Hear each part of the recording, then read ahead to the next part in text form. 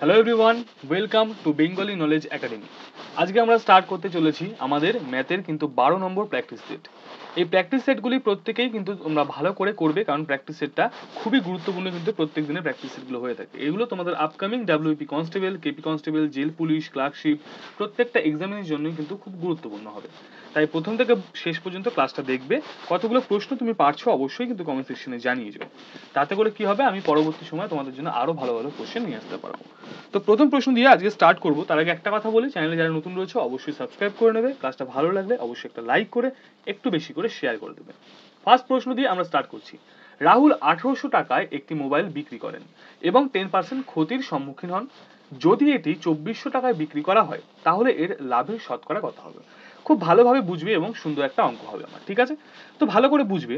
10% loss, ঠিক আছে? 10% loss এই কথাটার অর্থই হচ্ছে যে 100 টাকায় কোনো জিনিস কেনা হয়েছে এবং 90 টাকায় বিক্রি করা হয়েছে। ক্লিয়ার হয়েছে? তো এটা আমার কি হয়ে যায় এসপি, এবং এটা হয়ে যায় আমার সিপি। সিপি কথার অর্থ হচ্ছে কস্ট প্রাইস, ক্রয় মূল্য, এবং এসপি কথার অর্থ হচ্ছে সেলিং প্রাইস বা বিক্রি মূল্য, ঠিক আছে? এবার বোঝো, সিপি আমার 100 টাকা এবং আমার 90 টাকা এসপি, তবেই আমার 10% লস। এখানে আমাকে বলেছে 1800 টাকা কি করতে হবে, মোবাইলটি বিক্রি করতে হবে, ঠিক আছে? মানে এই 90কেই সে লিখেছে কত, 1800 হিসেবে, ঠিক আছে? কি করেছে এখানে, এখানে করেছে আমার 20 গুণ করে দিয়েছে। আবার তাহলে সেম ভাবে তুমি এখানেও 20 গুণ করে দাও, 20 যদি গুণ করে তাহলে এখানে আসবে 2000 টাকা। তাহলে বুঝতে পারছো যে জিনিসটার অ্যাকচুয়াল কিন্তু কস্ট প্রাইস বা ক্রয় মূল্য ছিল 2000 টাকা। সে সেটাকে বিক্রি করেছে কত টাকায় না, 1800 টাকা, যার ফলে তার 10% ক্ষতি হয়ে গেছে। এবার বোঝো, 2000 টাকা ছিল তার কি সিপি। এবার বলছে যদি সে 2400 টাকায় বিক্রি করতো তাহলে তার লাভ কত হতো। এবার বলছে এসপি করে দাও তুমি 2400 টাকা। ক্লিয়ার? তাহলে বল, 2000 টাকা ছিল ক্রয় মূল্য, তার মধ্যে 400 টাকায় লাভ হয়েছে, 100 টাকায় কত লাভ হবে? ব্যাস এইটুকুই তো ছিল অঙ্কটা।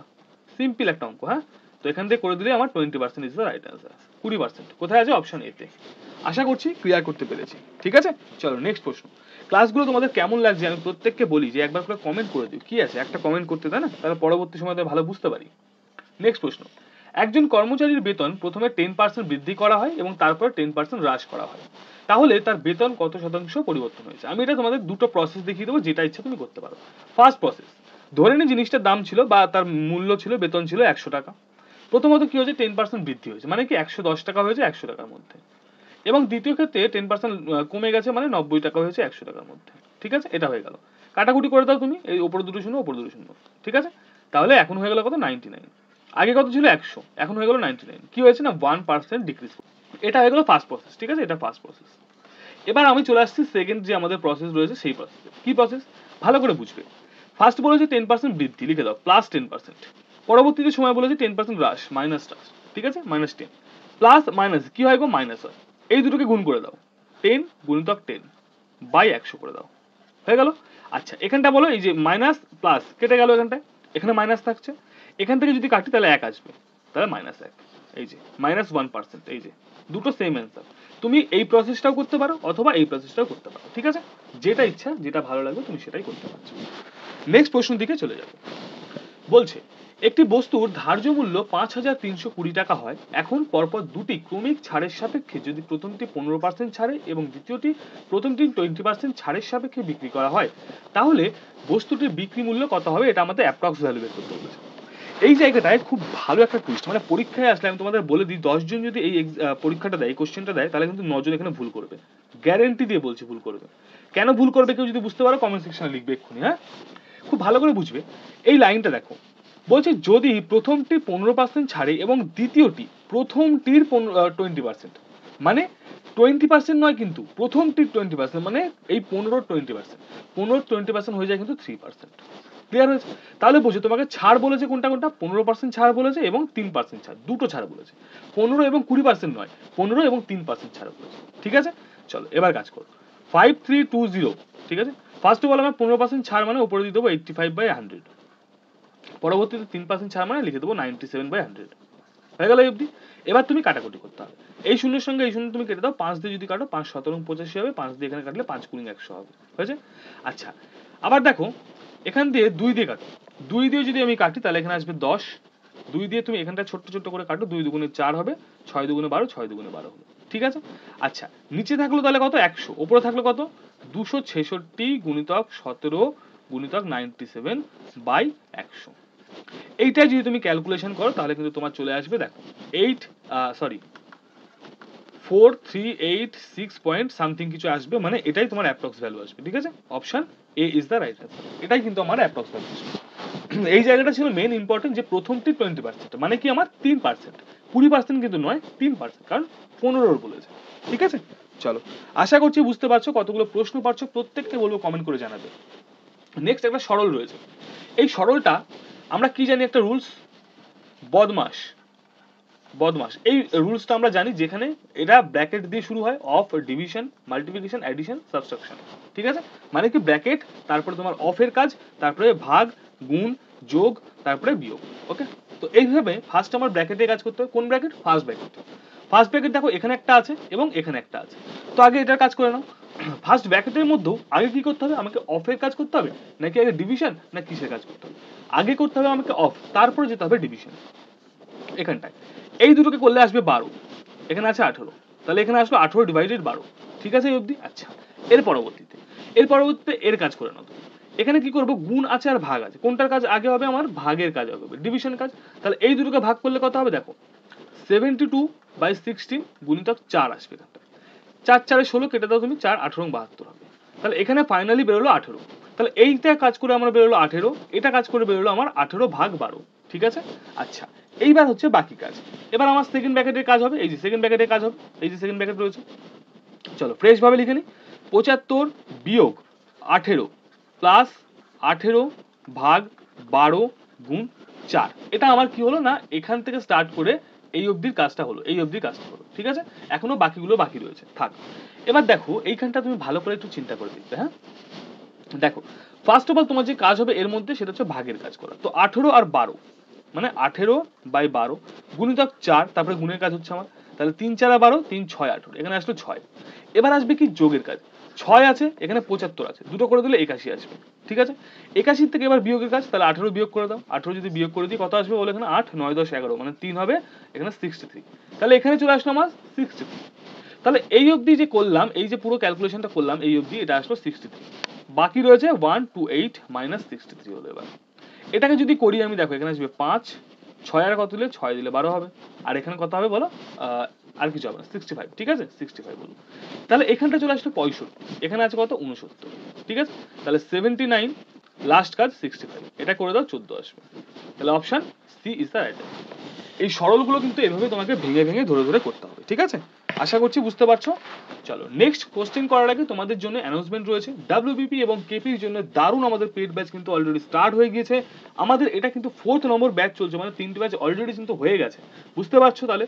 তো আমরা কিন্তু কলকাতা পুলিশের প্রিলিতে যা কমন দিয়েছিলাম, সেই কমনের রেকর্ড কিন্তু এখনো কেউ ভাঙতে পারছে না। তো সেই জন্য প্রত্যেককে বলবো, যদি এবার মনে হয় যে একটা এরকম ড্রেস, একটা খাকি ড্রেস, একটা সাদা ড্রেস তোমাকে পড়তে হবে, তাহলে প্রত্যেককে বলবো আমাদের পেড ব্যাচে কিন্তু যুক্ত হয়ে যাও, যেখানে তোমরা অধ্যায় ভিত্তিক A to Z ক্লাস করতে পারছো।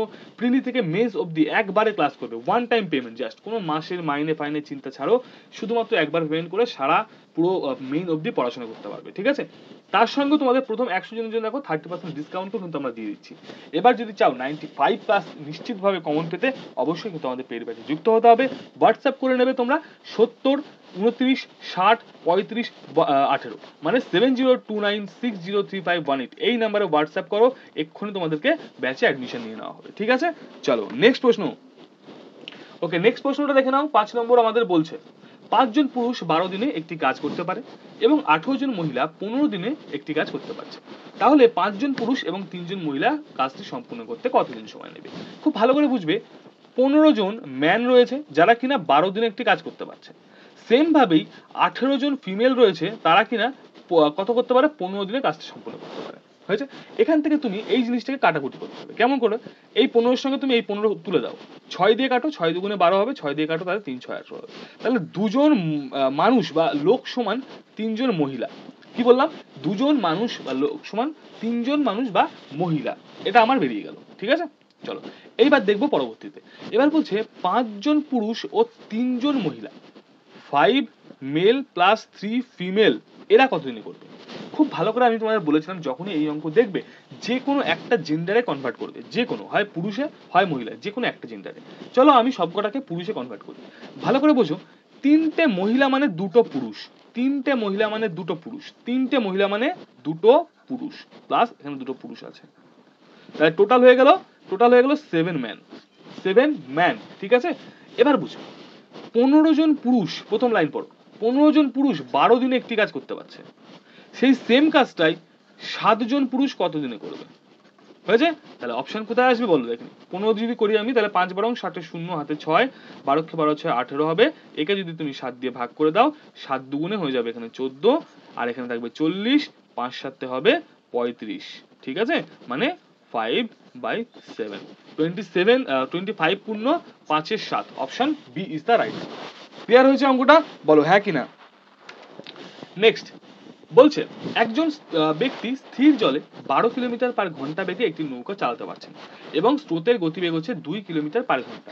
তাহলে 50 কিলোমিটার স্রোতের অনুকূলে এবং 70 কিলোমিটার স্রোতের অনুকূলে, এটা প্রতিকূল, আচ্ছা, দূরত্ব অতিক্রম করতে ব্যক্তির মোট সময় দরকার আছে। ধরে নাও একটা ব্যক্তি, ধরে কি বলেই দিয়েছে, তাহলে এই ব্যক্তির গতিবেগ কত গো? ব্যক্তির যে গতিবেগ রয়েছে সেই গতিবেগটা কিন্তু 12 কিমি/আওয়ার, ওকে। এবং স্রোতের যে গতিবেগ, এটা কত? এটা আছে 2 কিমি/আওয়ার। এবার বলো অনুকূলের গতিবেগ কি করে বের করি আমরা? অনুকূলের গতিবেগ হচ্ছে স্রোত এবং স্রোত এবং কি ব্যক্তি দুটোকে যোগ করে 12 + 2, এটা হয়ে গেল 14 কিমি/আওয়ার, এটা হয়ে গেল অনুকূলের। এবং প্রতিকূল বের করতে গেলে কি করি আমরা?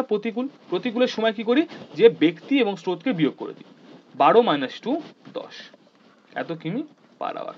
এই হয়ে গেল আমার গতিবেগ বের করা। এবার আমায় কি বলেছে দেখো, তাহলে 50 কিলোমিটার স্রোতের প্রতিকূলে, খুব ভালো করে বুঝবে, 50 কিলোমিটার পথ প্রতিকূলে গতিবেগ কত আছে গো? 10 আছে। যদি কেউ 10 করে যায় তাহলে একটা সময় তার পাবো আমি, প্লাস 70 কিলোমিটার অনুকূলে যদি কেউ যায় গতিবেগ কত আছে গো? 14 করে আছে, তাহলে একটা সময় পাবো। এই দুটো সময়কে যোগ করেই তো আমাকে বলে যে মোট সময় বের করতে হবে। তাহলে এখান থেকে আসবে কত? 5, প্লাস এখান থেকে আসবে কত? 4, নাকি? সরি 5, এখানে আসবে 5, তাহলে দুটো মিলিয়ে দিলেই হয়ে যাবে আমার 10 আওয়ার। কোথায় আছে গো? অপশন ডি তে রয়েছে। ক্লিয়ার? বলো হ্যাঁ কি না বলো প্রত্যেকে। ক্লাসটা ভালো লাগলে প্রত্যেককে বলছি একটা করে লাইক করো, বেশি বেশি করে শেয়ার করো, অ্যাটলিস্ট একটা দুটো গ্রুপে কিন্তু শেয়ার করতে হবে।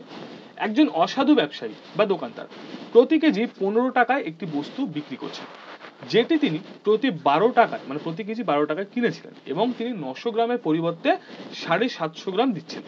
এখন তার প্রকৃত লাভের শতাংশ কত? এটা দুটো প্রসেস আছে। প্রথম প্রসেস আমি বলে দিচ্ছি, ভালো করে বুঝবি, যেটা শর্ট, ভালো করে বুঝবে, শর্ট প্রসেসটা বুঝিয়ে দিচ্ছি। হ্যাঁ, 15 টাকা করে জিনিসটা 900 গ্রাম, এই একটা জিনিসের দাম বেরোবে যেটা আমার 13,500 টাকা। আর একটা জিনিসে বেরোবে যেটা 12 টাকা করে 750 গ্রামের দাম, ঠিক আছে, যেটা আমার 9,000 টাকা। এই একটা লাভ, আর মানে তোমার ক্রয় মূল্য বিক্রি মূল্য পেলাম। এবার দুটোকে বিয়োগ করে দিলে কি পাবো? আমি লাভ পাবো। তো এখানটা যদি আমি বিয়োগ করতে চাই তাহলে এখানে কত হবে বলো? 4,500 টাকা, এইটা হচ্ছে আমার লাভ হচ্ছে।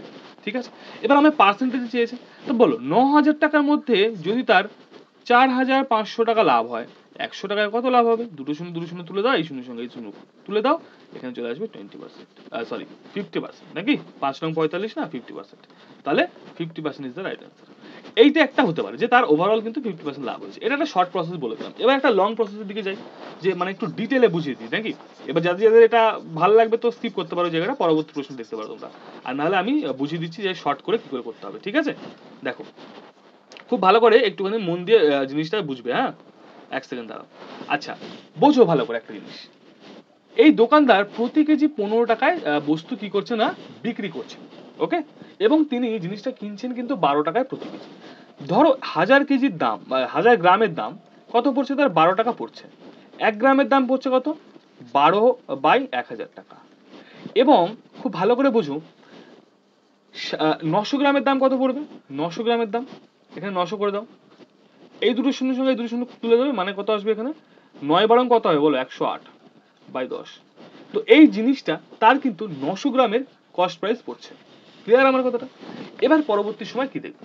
পরবর্তী সময় দেখবো যে তিনি 15 টাকায় জিনিসটা বিক্রি করছে, মানে 1000 গ্রাম জিনিসের ভ্যালুই তিনি দাঁড়া করেছেন 15, ঠিক আছে, 1 গ্রামের দাম দাঁড়াচ্ছেন 15/1000, ওকে। এবং 900 গ্রামের দাম কত দাঁড়াবে? এই দুটো শূন্য তুলে দাও, তাহলে 9 কত হবে বলো? 9 হবে 135, 9 135/10, ওকে, তো এই যে জিনিসটা দাঁড়ালো তার কি হলো, এটা হলো তার সেলিং প্রাইস। কিন্তু ভালো করে বুঝবে তুমি, কিন্তু এখানে একটা টুইস্ট আছে। কেমন টুইস্ট? সে দেখো 900 গ্রামের পরিবর্তে কি করছে না, সে 750 গ্রাম জিনিস দিচ্ছে। হয়েছে? এবার তুমি এখান থেকে আর একটা জিনিস বের করতে পারবে। কি বের করতে পারবে? যে তোমার দেখো ক্রয় মূল্য ছিল আমার কত, ভালো করে বুঝবে, 1 গ্রামের 12/1000 টাকা 1 গ্রামের দাম। 750 গ্রামের দাম কত দাঁড়াচ্ছিল দেখি, আমি এটা একটু কাটাকুটি করে দেখি। 25 দিয়ে 3 25 75, 4 25 100, এখানে যদি করি তাহলে 9 টাকা, 9 টাকা, এই যে 9 টাকা। এবার বোঝো তুমি জিনিসটার তার যে দাম পড়ছে, জিনিসটার তার যে 750 গ্রামের দাম পড়ছে, সেটা কিন্তু পড়ছে 9 টাকা, 9 টাকা পড়ছে। বাট তিনি বলছে যে আমি তোমাকে 900 গ্রাম জিনিস দিচ্ছি, 900 গ্রামের জিনিসের দাম এই টাকাটা পড়ছে। কি বললাম আমি, বুঝলে না? আরেকবার বলে দিচ্ছি, ভালো করে বুঝো।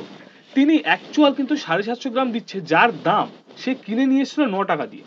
এই যে এখানটায় বের করলাম 9 টাকা আমি বের করলাম, কিন্তু সেই লোকটা যখন দোকানে আরো অন্যান্যদের বিক্রি করছে তখন বলছে আমি 900 গ্রাম কিনেছি এবং 15 টাকা কেজি দরে কিনেছি। কি বললাম, 900 গ্রাম দিচ্ছি তোমাকে এবং 15 টাকা কেজি দরে কিনেছি, তখন তার দাম দাঁড়াবে কিন্তু এই যে 13.5 টাকা। ঠিক আছে, এইবার এখান থেকে কথা কাজ হচ্ছে, 9 টাকায় যদি তোমার 4.5 টাকা লাভ হয়, 100 টাকায় কত লাভ হয়, এইটাই হচ্ছে আসল কাজ। এখান থেকে পয়েন্ট তুলে দিয়ে এখানে একটা 10 নিয়ে আসো, এখান থেকে করলে 10 10 কে 100 হবে, 45 দিয়ে যদি করি 5 নং 45, তাহলে 5 10 এ 50 টাকা, 50%, এই এত 50%।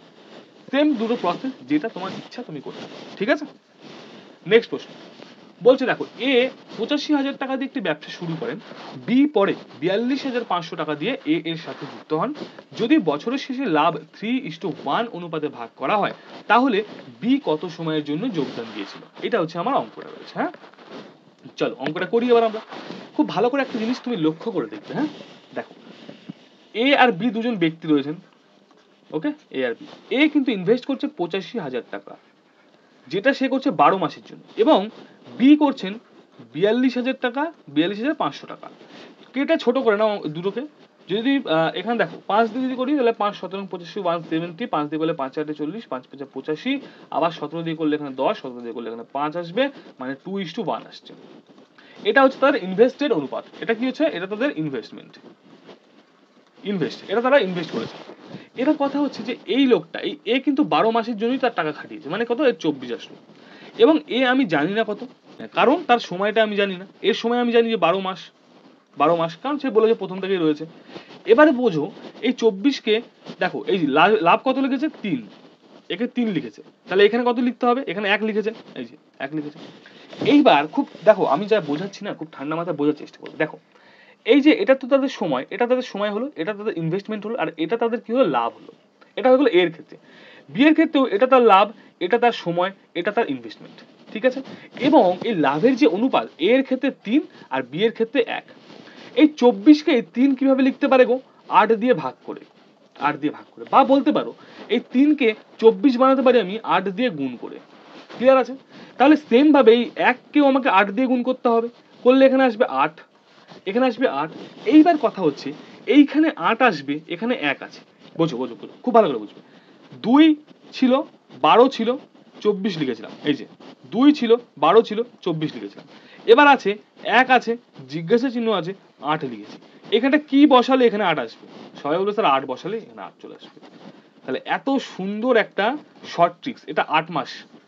এখানে কিন্তু 8 মাসই উত্তর হবে। অনেকে 4 মাস ভাববে, কেন 4 মাস ভাববে না, আমি ভালো করে বলছি, বুঝে নাও। বলছে তাহলে বি কত সময়ের জন্য টাকা খাটিয়েছিল, এটা বলেনি বি কত সময় পরে টাকা খাটিয়েছিল, এটা বলেনি, কত সময়ের জন্য। তাহলে সময়টা কিন্তু 8 মাস। ক্লিয়ার করতে পেরেছি? যারা যারা এই অঙ্কটা বুঝতে পারোনি কমেন্ট সেকশনে জানিও, আমি আরেকবার বুঝিয়ে দেবো।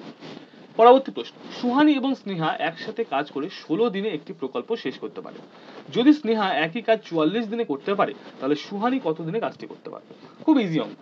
মোট কাজ আমরা তো জানি না, তাহলে মোট কাজ বের করার জন্য কি বলেছিলাম গো, মোট কাজ বের করার জন্য এই দুটোকে লসাগু। 16 এবং 44 কে তুমি যদি লসাগু করে দাও, তাহলে 4 দিয়ে যদি করি 4 4 16 আসবে, 4 11 44 আসবে। তাহলে এখানে কি হবে, 4 11 44 কে যদি আবার 4 দিয়ে তুমি গুণ করে দাও, তাহলে আসবে কত বলো, 4 4 16 6, আর এখানে 17, 176 ইউনিট।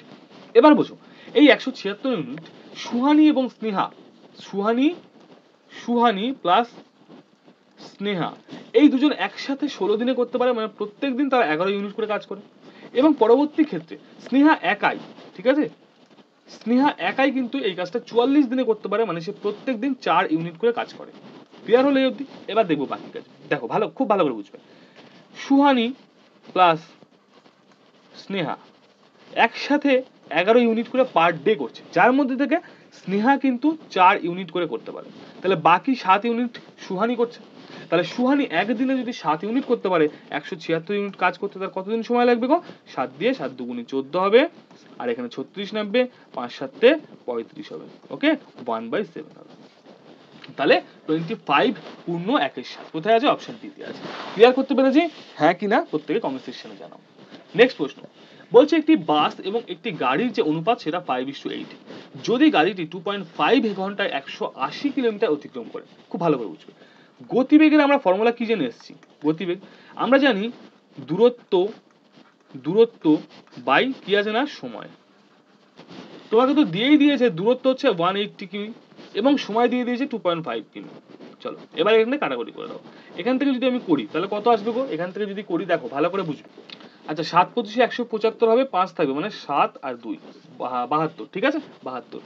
তাহলে বোঝো এই গতিবেগটা কিসের গতিবেগ বলেছে? গাড়ির। এই যে গাড়ির গতিবেগ আমার বেরিয়ে গেছে 72, কিন্তু সেটাকেই অনুপাতে লিখে দিয়েছে কত গো? 8।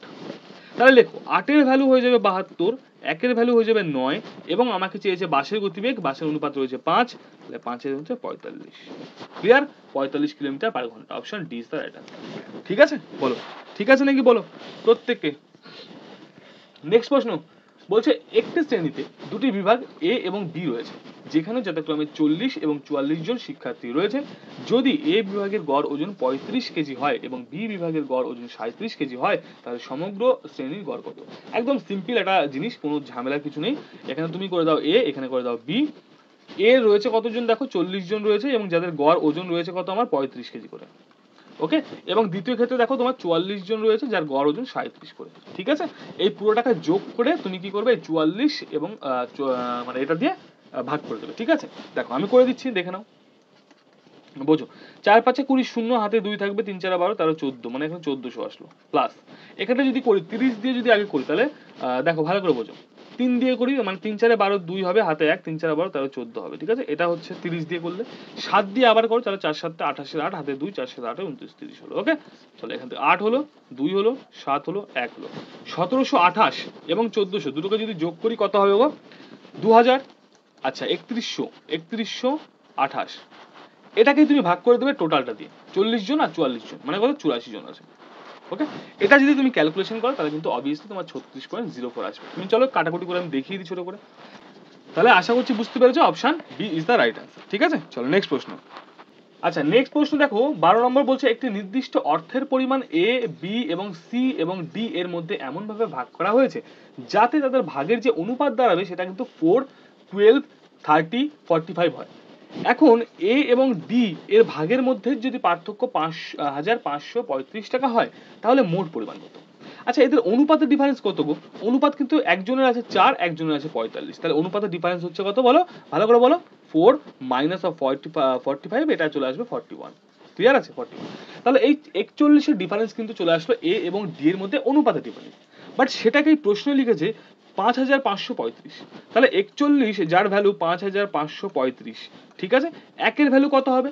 জাস্ট কি করবে, 5535 ডিভাইডেড কত আসবে আমার? 41 আসবে। তাহলে এটাকে যদি ক্যালকুলেশন করো কত আসবে বলো? প্রত্যেকে ক্যালকুলেশন করবে এবং কিন্তু অবশ্যই জানাও, ক্যালকুলেশন গুলো কিন্তু করা খুব দরকার, না হলে শিখতে পারবে না। ঠিক আছে, দেখো এটা যদি কাটাকুটি করি আমি তাহলে এখানটায় চলে আসবে 1 3 5। ঠিক আছে, 135 আসবে, এটা কাটাকুটি করে একের ভ্যালু বেরোলো। এবার আমায় বলেছে মোট। আচ্ছা মোট অনুপাত কত? 4 আর 12 16, 16 আর যদি 30 করি তাহলে হবে 46, 46 আর 45 গুণ করলে আসবে 91। তো এর সাথে তুমি 91 গুণ করে দাও। ঠিক আছে, তাহলে 91 সমান কত? তো এই দুটোকে যদি গুণ করে দিই আমি, কত আসবে বলো? এই দুটোকে গুণ করে চলে আসলে কিন্তু আমার আসবে 12285। Option A is the right answer. ঠিক আছে, আশা করছি ক্লিয়ার করতে পেরেছি। চলো নেক্সট প্রশ্ন। এগুলো কনসেপ্ট গুলো ক্লিয়ার করাটাই কিন্তু যথেষ্ট। হ্যাঁ, অঙ্ক ভুল ঠিক তো হতেই থাকবে, বাট কনসেপ্ট ক্লিয়ার করতে হবে। নেক্সট প্রশ্ন, 200 মিটার দৌড়ে, এটা কিন্তু খুব ভালো অঙ্ক, বুঝবে। শ্রুতি 4 কিলোমিটার পার ঘন্টা বেগে দৌড়াতে থাকে। শ্রুতি বিনাকে শুরুতে 18 মিটারের লিড দেয় এবং এখনো তাকে 30 সেকেন্ডে পরাজিত করে, তাহলে বিনার গতিবেগ কত? খুব ভালো করে বুঝতে হবে। আচ্ছা ফার্স্ট অফ অল তোমার কাজ হবে এই যে শ্রুতি বলে মেয়েটা রয়েছে না, শ্রুতি, এর গতিবেগটাকে, গতিবেগ দেখো 4 কিলোমিটার পার ঘন্টা, এখানে রয়েছে আমার মিটার, তাহলে কিলোমিটার পার ঘন্টার মিটারের সঙ্গে মেলে না, সেই জন্য আমাকে কিলোমিটার পার ঘন্টার যে গতিবেগ তাকে মিটার পার সেকেন্ডে নিয়ে আসতে হবে। কি করতে হবে? 4 ইন্টু 5/18 করতে হবে। 2 দিয়ে যদি কেটে দাও, 2 দিয়ে যদি কেটে দাও 9 আসবে, তাহলে ওপরে আসবে 10/9, এটা চলে আসলো এত মিটার পার সেকেন্ড। এটা আসলো শ্রুতির গতিবেগ। হয়েছে আমার কথাটা? শ্রুতির গতিবেগ কিন্তু এই জিনিসটা চলে আসলো। এবার পরবর্তী সময় কাজ করবো, দেখো খুব ভালো করে বুঝবে একটা, শ্রুতির গতিবেগ হচ্ছে এতটা। এবার বলছে শ্রুতি বীণাকে শুরুতে 18 মিটারে লিড দেয় এবং এখনো 30 সেকেন্ডে পরাজিত করছে, 30 সেকেন্ডে এখনো পরাজিত করছে। এবার বুঝো সময়ের ফর্মুলা কি জানি আমরা, সময়, সময় সমান জানি মোট দূরত্ব কত আছে গো, 200 বাই শ্রুতির কত সময় লাগছে সেটা বের করবো আমরা, বাই 10/9। এটাকে যদি তুমি ক্যালকুলেশন করে দাও তাহলে কিন্তু আসবে 180, হ্যাঁ 180 সেকেন্ড, ঠিক আছে, এত সেকেন্ড। তাহলে এত সেকেন্ড কিন্তু সময় নেয় শ্রুতি দৌড়াতে। এবার বলছে বীণা 30 এক্সট্রা নিচ্ছে, কারণ বীণাকে 30-এ হারিয়েছে, তাহলে বীণার সময় কত লাগবে? দেখো বীণা সময়, এই বীণার যে সময় লাগবে সেটা হচ্ছে 180 প্লাস অফ 30, কত আসলো গো? 210 সেকেন্ড। এটা আসলো আমার কি বীণার সময় 210 সেকেন্ড, এটা সেকেন্ড। হ্যাঁ, এবার দেখবো ভালো করে, খুব ঠান্ডা মাথায় বুঝতে হবে, হ্যাঁ খুব ঠান্ডা মাথায় বুঝতে হবে।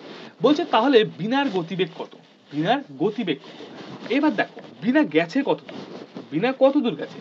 18 মিটারে। তো দেখো শ্রুতি তো 200 মিটার পুরো কমপ্লিট করেছে, বাট বীণা তো 18 মিটারে হেরে গেছে, মানে 18 মিটার কম দৌড়েছে।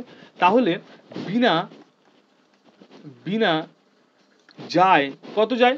দেখো 200 মাইনাস অফ 18, এটা করে দিলে আসবে কত? 182। তাহলে বীণার দূরত্ব পেয়ে গেলাম, বীণার সময় পেয়ে গেলাম, বীণার গতিবেগ বের করতে কোনো সমস্যা হবে? কিছু সমস্যা হবে? হবে না। তাহলে 182/210। এবার আমরা কিলোমিটার পার ঘন্টায় বলেছে, তাই আমি কি করবো? 18/5 দিয়ে গুণ করে দেবো। হয়ে গেছে, এইটুকুই ছিল কাজ, আর কিছু না। এবার তুমি যদি কাটাকুটি করো তাহলে দেখো তোমার অঙ্ক চলে এসছে। তুমি এখানে যদি একটা কাজ করো, 9 দুগুণ 18, 19 20 21, তাই তো 30। আচ্ছা তুমি একটা কাজ করো, 6 দিয়ে করো, বা 3 6 18, 6 দিয়ে করলে এখানে 3 6 18, 19 20 21, 30 আসবে, মানে 5 আসবে, ঠিক আছে। আচ্ছা আবার যদি তুমি একটা কাজ করো, এখান থেকে দেখো 5 দিকের 3 5 15, 16 তো 5 দিয়ে যাবে। আচ্ছা তুমি গুণ করে দাও, 3 দুগুণে 6, 3 8 24, 4 হাতে থাকবে কত? 2, 3 1 3 4 5, ঠিক আছে। আচ্ছা এইগুলো না এরকম হবে না, এটা 72, এই দুটো অপশন ছেড়েই দাও, তুমি এই দুটোর মধ্যে একটা করো। এটা আসলে উপরে, বাই নিচে আসবে কত? 140। ওকে, এইটাকে যদি তুমি ক্যালকুলেশন করো তাহলে অবভিয়াসলি কিন্তু তোমার কত আসবে বলো তো? এই 3.12 এটাই আসবে। 3.12 তো আসার কথা নাকি? আচ্ছা 4 দিয়ে যদি করি আমরা, 4 0 0 চলে আসবে ধরো, আর 4 4 16 6, আর এখানে 4 1 4 1 5 আসবে, 560। আচ্ছা হ্যাঁ ঠিক আছে, তাহলে option B is the right answer. Clear হয়েছে? Option B is the right answer. এইভাবে কিন্তু অঙ্কগুলো ধরে ধরে করতে হবে, কারণ এইরকম ঘুরিয়ে অঙ্ক যদি করে দেয় তাহলে প্রথমে করার দরকার নেই এগুলো, বাট লাস্টে কিন্তু এইভাবেই করতে হবে, যাতে করে কি হবে? অঙ্কটা তোমার ঠিক করতে পারো। কোন অনুপাতে 8.30 টাকা প্রতি কেজি গমের সাথে 9.80 টাকা প্রতি কেজি গম মিশ্রণ করলে মিশ্রণের যে দাম হবে সেটা 9 টাকা প্রতি কেজি। এটা একদম মিশ্রণের একদম সিম্পল একটা অঙ্ক।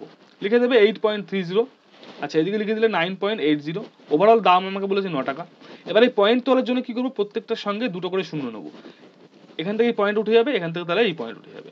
900 আর এই দুটো বিয়োগ হয়, এই দুটো বিয়োগ হয়, এটা করে দিলে আসবে এখানে 80, এটা করে দিলে এখানে আসবে 70। ওকে, কাটাকুটি করে দাও, 8 আর 7, তাহলে 8:7 অনুপাতে যদি মেশাই তাহলে কোথায় আছে? অপশন প্রথম, 8:7। ক্লিয়ার হয়েছে? বলো। আচ্ছা নেক্সট প্রশ্ন বলছে কি, দেখো বলছে আর এস টি এর আয়ের অনুপাত 4 2 আর 3, ঠিক আছে, এবং তাদের খরচ 2 1 আর 3, ঠিক আছে, অনুপাতে হয়। আর যদি 2000 টাকার আয়ের মধ্যে 1200 টাকা সঞ্চয় করে থাকে তাহলে এস এর সঞ্চয় কত? খুব ভালো করে বুঝবে। বোঝো আয়ের থেকে যদি আমি ব্যয় বিয়োগ করে দিই বা খরচ বিয়োগ করি তাহলে আমি পেয়ে যাই সঞ্চয়, জানি তো আমরা, এটা তো সিম্পল জিনিস সঞ্চয়। এবার বোঝো আমাকে বের করতে বলেছে এস এর কথা, এস। তার আগে করে নেবো কি বলতো? তার আগে করে নেবো আর এর কথা, আর দেখো 4 টাকা ইনকাম করছে, 2 টাকা খরচ করছে, বাঁচছে তার 2 টাকা। এই 2 টাকাকে কিন্তু প্রশ্ন লিখে দিয়েছে কত বলতো? 1200 টাকা। এই যে 1200 টাকা, তাহলে 2 টাকার ভ্যালু যদি হয়ে যায় 1200 টাকা, 1 টাকার ভ্যালু হয়ে যাবে কত? 600 টাকা।